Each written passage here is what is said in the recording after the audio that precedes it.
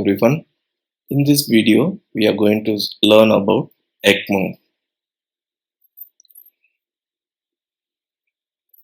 Before seeing what is ECMO, we should know how circulation happens in our body.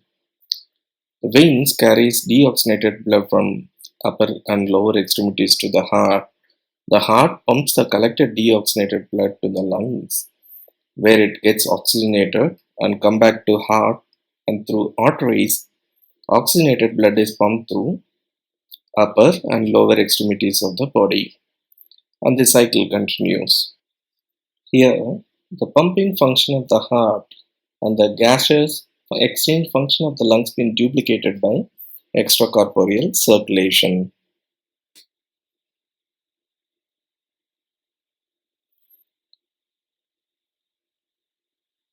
In this table, you can see the common comparison between the natural and membrane lungs.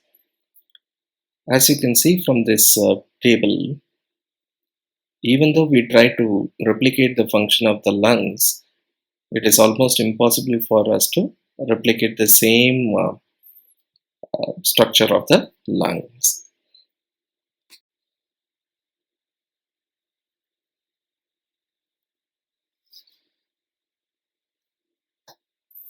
The membrane lung is made up of polymethylpentene membrane separating a column of air on one side and blood on the other side. The flow of gas and the flow of blood are traveling in opposite direction. The diffusion of gases across the membrane by this countercurrent effect is the basis behind the functioning of the membrane oxygenator.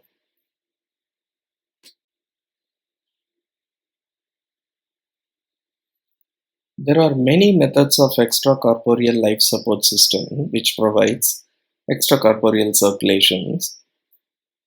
They are cardiopulmonary bypass, extracorporeal membrane oxygenation, otherwise called as ECMO, extracorporeal carbon dioxide removal, ventricular assist device. In this video, we are going to see mainly about ECMO, which is widely used for prolonged extracorporeal life support. ECMO is a therapy which pumps blood from the patient to an artificial lung which adds oxygen and removes carbon dioxide from the blood and return oxygen enriched blood back to the patient's circulation.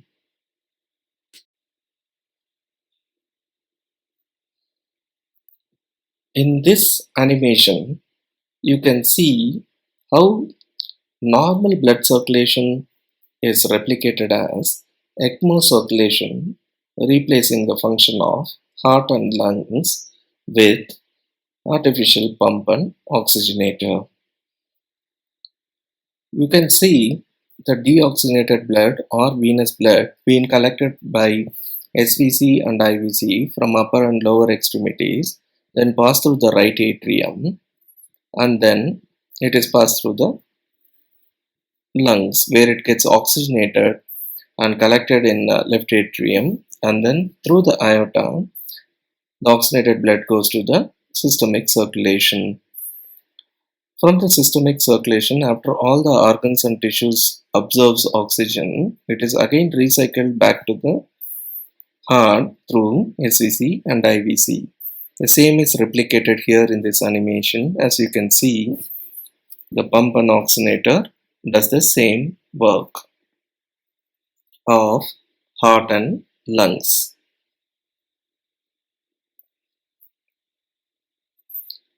These are the differences between cardiopulmonary bypass and ECMO. If you see these variables, ECMO has more advantages than cardiopulmonary bypass when prolonged support is needed for the patient.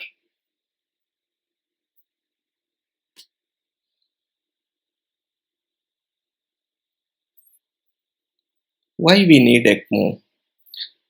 When the patient's heart and lungs are unable to provide an adequate amount of cardiac output, and gas exchange, ECMO is initiated to provide prolonged cardiac and or respiratory support to the patient.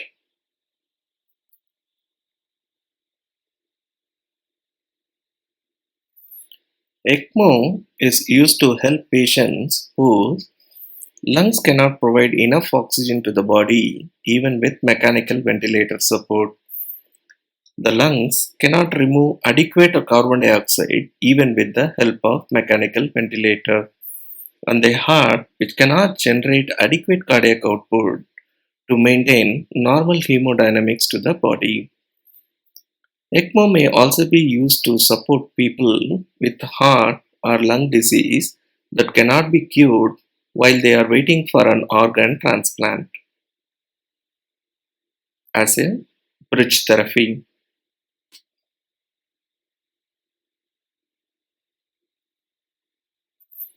By calculating oxygen consumption, oxygen delivery, and oxygen extraction ratio of the patient, we can easily decide whether ECMO is needed or not.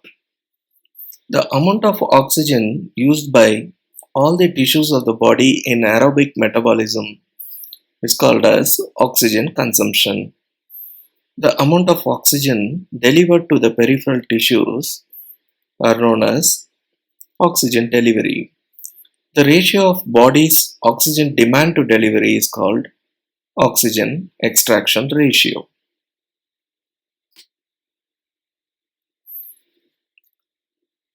Let us learn about oxygen consumption, which is otherwise called as VO2.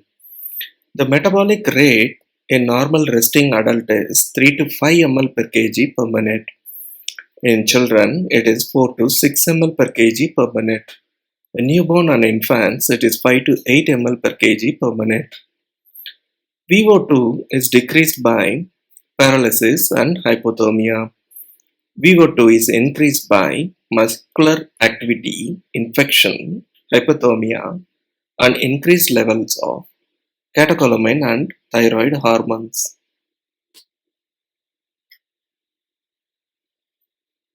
We can calculate VO2 by using this formula: cardiac output into arterial oxygen content minus mixed venous oxygen content into 10.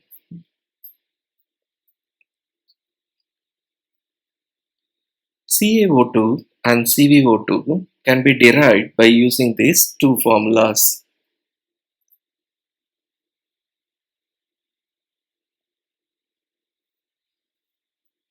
Now let us see about oxygen delivery, which is otherwise known as DO2. DO2 is usually 4 to 5 times of the VO2. The conditions that can change VO2 are usually matched by corresponding changes in DO2. In diseased states, the DO2 may be insufficient for VO2 requirements, leading to anaerobic metabolism, acidosis, etc. The goals of ECMO is to increase DO2 until resolution of the underlying pathologic process occurs.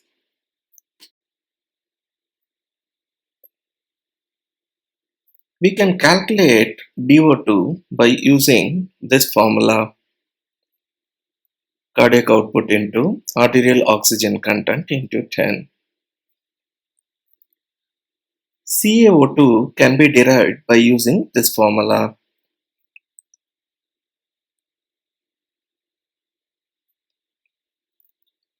Once we derive VO2 and DO2 values, oxygen extraction ratio can be calculated using this formula. The normal values of oxygen extraction ratio is 22 to 32%. Now let us see about how to calculate DO2 VO2 ratio. The DO2 VO2 ratio should be greater than or equal to 5, which is normal, and that is the goal which we have to maintain during ECMO.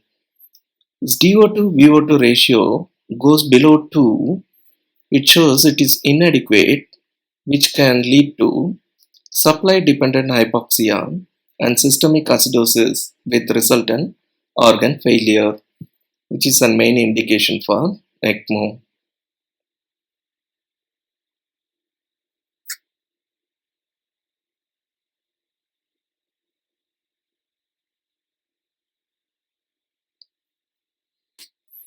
By calculating oxygen delivery and oxygen consumption and DO2 VO2 ratio, we can analyze whether the patient requires ECMO.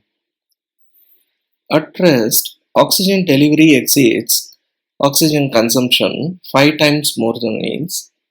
It is giving normal oxygen delivery to the tissues. If oxygen delivery is increased above 5 times, of consumption remains unchanged, returning venous blood has increased oxygen content. This is a scenario when we have increased oxygen delivery. During reduced oxygen delivery, the consumption remains unchanged and the extraction increases. Returning venous blood will be having reduced oxygen content.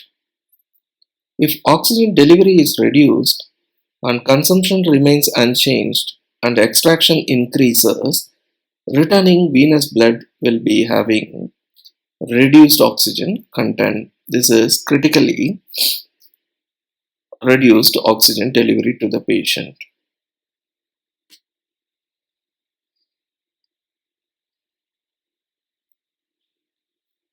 Without ECMO therapy, the DO2 can be increased by increasing the cardiac output with inotropic support, increasing the CaO2 by increasing hemoglobin levels by transfusing PRBCs, increasing the oxygen levels in the arterial system, usually by increasing FiO2 or modifying the ventilator parameters. ECMO support should be considered when all these measures of increasing DO2 have failed and DO2 is inadequate for VO2. ECMO support is valuable because of its ability to increase DO2. It does this by providing increased blood flow and increased CaO2. ECMO is the only therapy that can support both components CaO2 and cardiac output of oxygen delivery.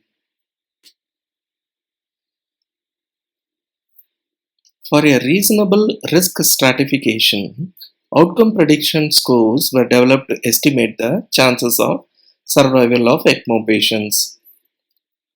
Murray score. It stratifies severity of acute lung injury and is also used for ECMO patient selection. SAFE score predicts in-hospital survival in adult patients after VA ECMO for refractory cardiogenic shock. It is expanded as survival after veno-arterial ECMO score. REST score. This predicts in-hospital survival in adult patients after ECMO for acute respiratory failure. PPREP score is pediatric pulmonary rescue with extracorporeal membrane oxygenation prediction score. Piper score is nothing but Pittsburgh Index for pre-ECMO risk mortality prediction model. And last, preset score to predict mortality and guide decision making when considering ECMO therapy. All these scores mentioned above are included in my ECMO calculator. You can try it out by downloading it from Google Play Store.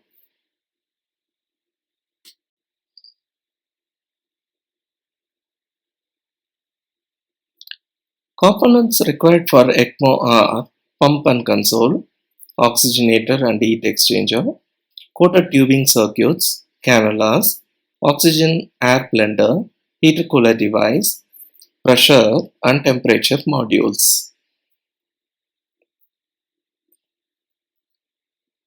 The inclusion criteria for ECMO patients are reversible lung disease, gestational age greater than 35 weeks, mechanical ventilation lesser than or equal to 14 days, oxygen index is greater than 40%, Murray score greater than 3, no major comorbidities, witnessed cardiac arrest. The common exclusion criteria are patient weight less than 2 kgs, patient weight more than 140 kgs, patient having severe pulmonary hypertension, active malignancy, advanced liver disease, severe irreversible neurological conditions, HIV, multiple organ failure, multiple trauma with uncontrolled hemorrhage, peripheral artery disease. We can see in detail about this inclusion and exclusion criteria when we are detailing reviewing about ECMO in both VA and VV ECMO chapters. There are two types of ECMOs available. For both heart and lung support, VA ECMO is initiated. For giving only lung support, VV ECMO can be used.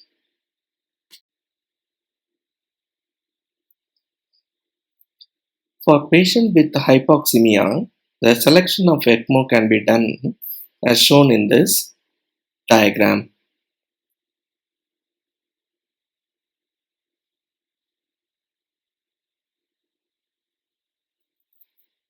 For patients with hypercapnia, the selection of extracorporeal life support can be done as shown in this diagram.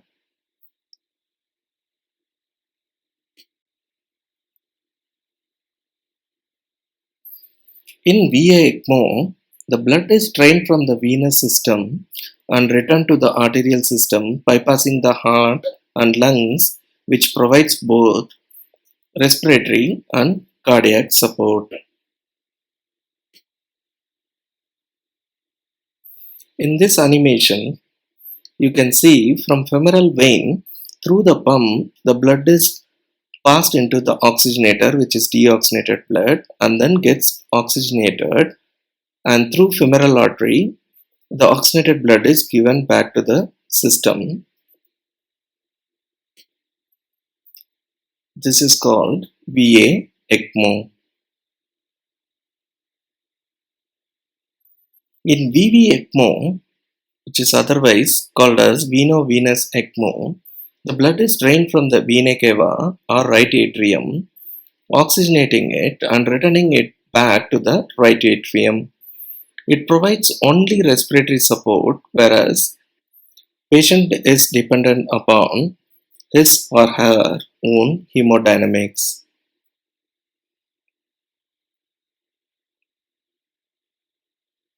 In this animation, you can see from femoral vein, the deoxygenated blood is passed through pump and then pumped to the oxygenator where it gets oxygenated, and the oxygenated blood reaches through the internal jugular vein.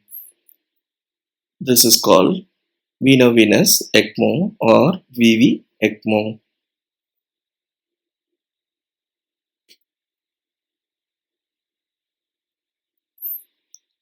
Here are the differences between veno-arterial and veno-venous ECMO. We will discuss all these things in detail in the upcoming videos.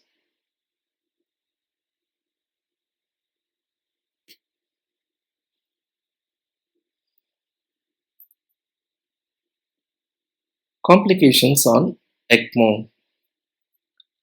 Vascular injury. While inserting both arterial and venous cannulas, vascular injury can happen, which leads to dissection, pseudoaneurysm, and retroperitoneal bleeding. Heparin is used in the ECMO circuits to prevent blood clot formation, but it also can cause bleeding commonly around the cannulation sites, or other surgical sites of the body. Most dangerously, it can cause bleeding in the brain. This can lead to massive transfusion of blood, which can also lead to DIC. Strict aseptic technique should be followed while cannulating and subsequently handling the patient to prevent infections, which may lead to severe sepsis. Frequent blood transfusions can also cause infections. Stroke and seizures can occur because of bleeding or clots in the brain.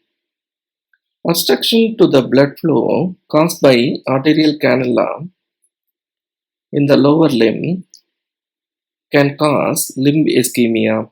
We can avoid this by inserting a distal perfusion cannula. We'll be seeing it in detail when we are learning about VA ECMO. There is a possibility of clot formation in the circuit and may be entering patient circulation. It can block the flow through the oxygenator and will require a circuit changeout.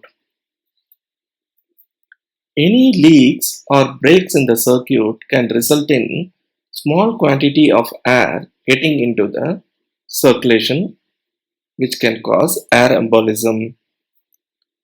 Anytime ECMO console can fail, causing the circulation to stop abruptly, leading to adverse changes in hemodynamics and make the patient unstable. It can cause cardiac arrest too.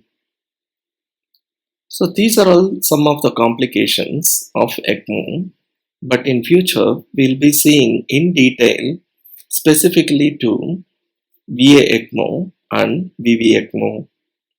Stay tuned for more videos in ECMO Simplified series. Thank you.